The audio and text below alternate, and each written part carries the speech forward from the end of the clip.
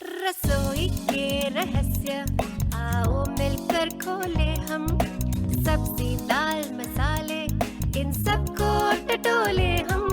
रसोई के रहस्य आओ मिलकर खोले हम। सब्जी दाल मसाले इन सबको टटोले हम। रसोई के रहस्य आओ मिलकर खोले हम। रसोई के रहस्य आओ मिलकर खोले हम। नमस्कार, रसोई के रहस्य के इस नए एपिसोड में आप सबका एक बार फिर से स्वागत है। आज का हमारा ये एपिसोड उसी सीरीज का है जिसका नाम है लिसनर्स कंट्रीब्यूशन। आज हमारी लिसनर एक्सपर्ट हैं अलीफिया टुंडावाला कोलकाता से, जो हमको बताने वाली हैं दही के बारे में। अब कहने को तो हमको दही के बारे में सब कुछ पता है। क्या दही?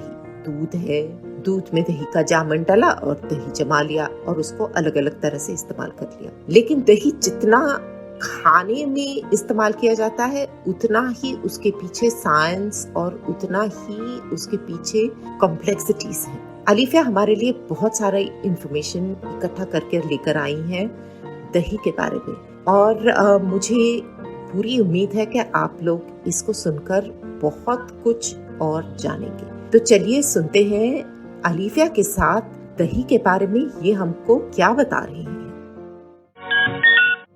हेलो एवरीबॉडी, नमस्ते। एक बार फिर से आप सबको मेरा प्यार भरा सलाम।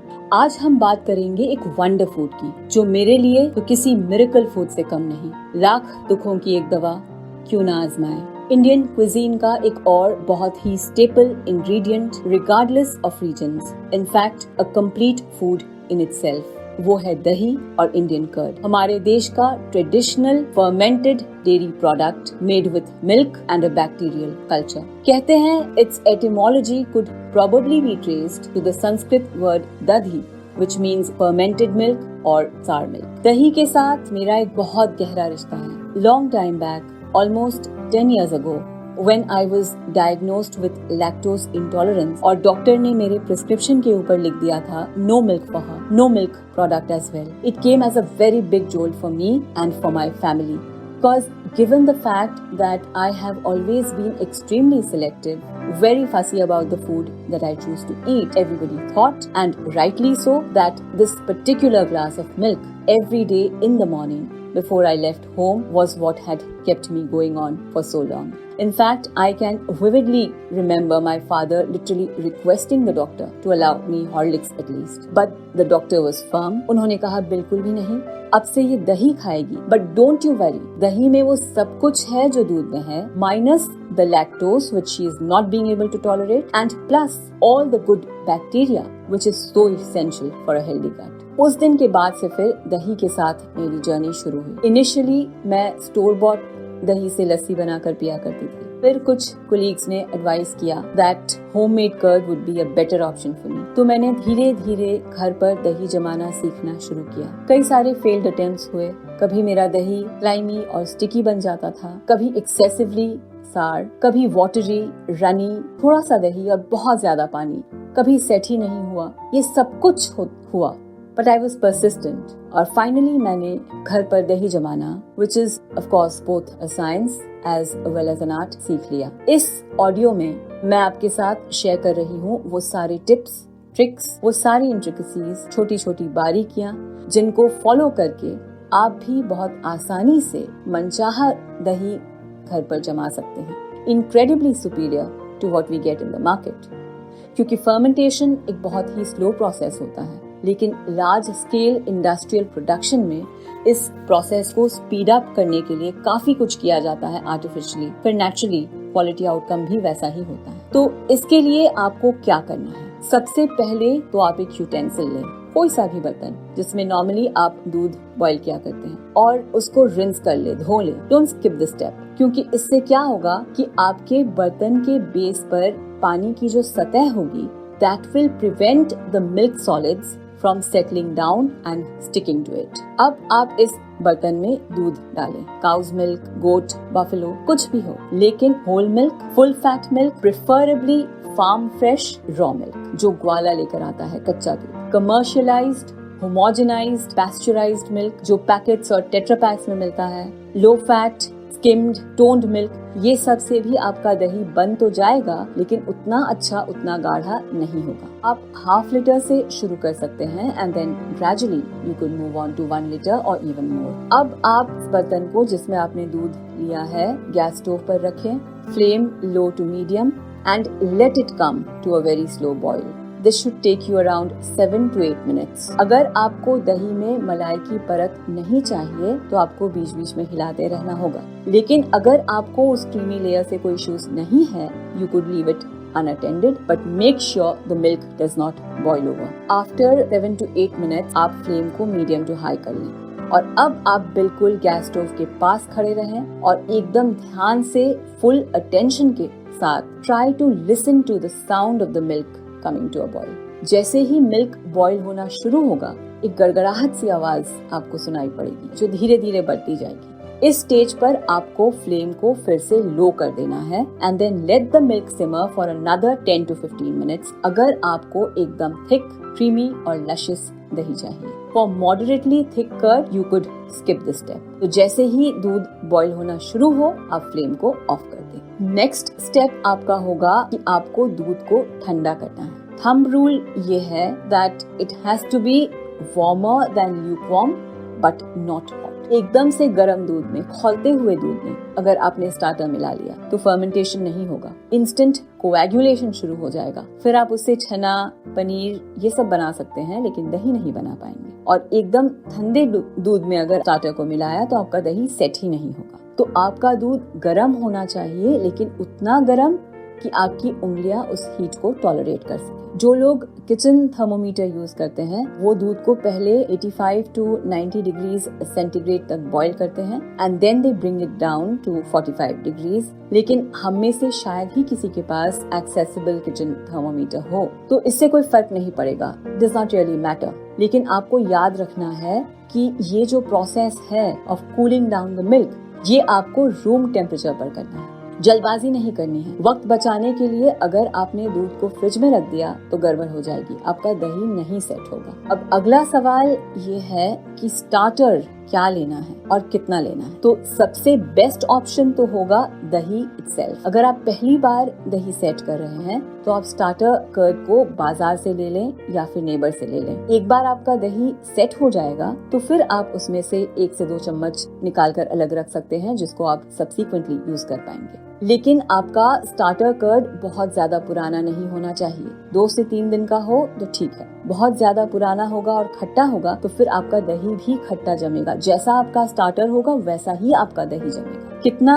स्टार्टर लेना है, it depends on 2 factors, the quality of the milk which you are using, the climatic conditions. मैं अक्सर अमूल या मदर डेयरी का कमर्शियलाइज्ड मिल्क ही यूज करती हूँ, इसलिए मैं हाफ लीटर के लिए 1 टेबलस्पून भर कर स्टार्टर कर लेती हूँ। अगर आपके पास कच्चा दूध है तो आप इससे कम स्टार्टर ले सकते हैं, लेकिन सर्दियों में हमेशा जामन ज्यादा ही लेना पड़ता है क्योंकि दही को सेट करने में थोड़ी सी दिक्कत आती है। अगर आपके पास दही नहीं है, आप किसी ऐसी जगह में रहते हैं जहाँ दही आसानी से नहीं मिलता है, तो आप green chillies, red chillies stock के साथ या फिर लेमन जूस को भी यूज कर सकते हैं एज स्टार्टर। एक वीडियो में मैंने सुना था कि आमंड्स यानी बादाम को ओवरनाइट सोक करके छिलके निकालकर यूज किया जा सकता है, सिल्वर कॉइन को भी यूज किया जा सकता है, लेकिन ऑनेस्टली मैंने ये सारे ऑप्शंस को एक्सप्लोर नहीं किया है क्योंकि मुझे इसकी जरूरत नहीं पड़ी। आप बेशक ट्राई करके देख सकते हैं, लेकिन मैंने सुना है कि इनको यूज करके दही का टेस्ट उतना अच्छा नहीं होता है जितना कि दही को एज स्टार्टर अगर यूज किया जाए तो। स्टार्टर कर्ड को जब दूध में मिलाया जाता है उसको बहुत अच्छी तरीके से फेंट लेना बहुत जरूरी है ताकि वो दूध के साथ इवनली मिल जाए, या तो फिर आप दूध में डालकर उसको हैंड विस्क से घुमा सकते हैं। But you need to make sure कि आपका दही जो है स्टार्टर कर्ड वो आपके दूध के साथ अच्छी तरीके से मिल गया है। कुछ लोग फ्रॉथ बिल्ड करते हैं फर्मेंटेशन को एक क्विक पुश देने के लिए और दही को और ज्यादा क्रीमी बनाने के लिए।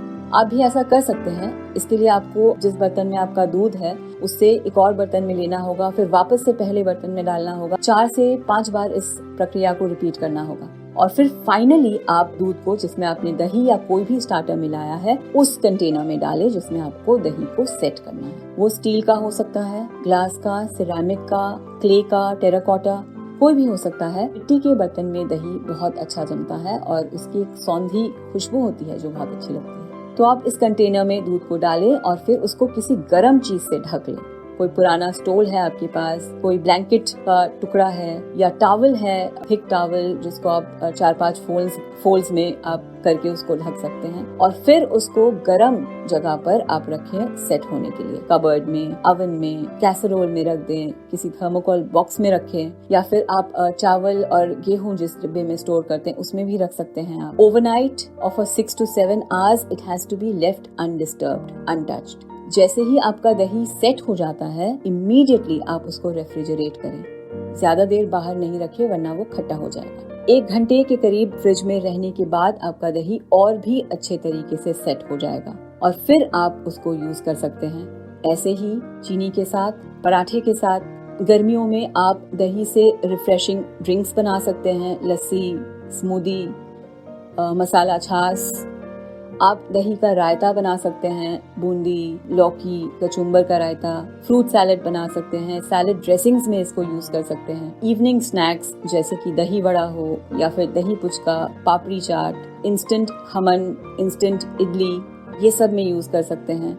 दही वाले आलू बना सकते हैं, कढ़ी बना सकते हैं। दही को एज मीट टेंडराइजर यूज कर सकते हैं। मैरिनेट्स में, ग्रेवीज में यूज कर सकते हैं। स्पेशली मुगलाई कुजीन में फूड को सावरनेस के अलावा रिचनेस इम्पार्ट करने के लिए टमाटर की जगह दही को यूज किया जाता है। या फिर आप दही से हंकर्ड बना सकते हैं, पानी को ड्रेन आउट करके। इसके लिए आप एक छलनी लें, उस पर एक मसलिन क्लॉथ रखें और ये दही को डाल दें और एक पोटली बनाकर उसको स्क्वीज करके जितना पानी निकाल सकते हैं उसको निकालें और फिर कुछ घंटों के लिए आप उसको टांग कर रखें। तो आपका हंकर्ड तैयार हो जाएगा, बिल्कुल वैसा ही जो फैंसी ग्रीक योगर्ट के नाम से आपको बाजार में मिलता है। इस हंकर्ड को फिर आप सैंडविचेस में चीज स्प्रेड या मेयोनीज या साग क्रीम या व्हाइट सॉस की जगह पर यूज कर सकते हैं। आप हंकर्ड से कबाब्स बना सकते हैं, चटनी बनती है उसकी।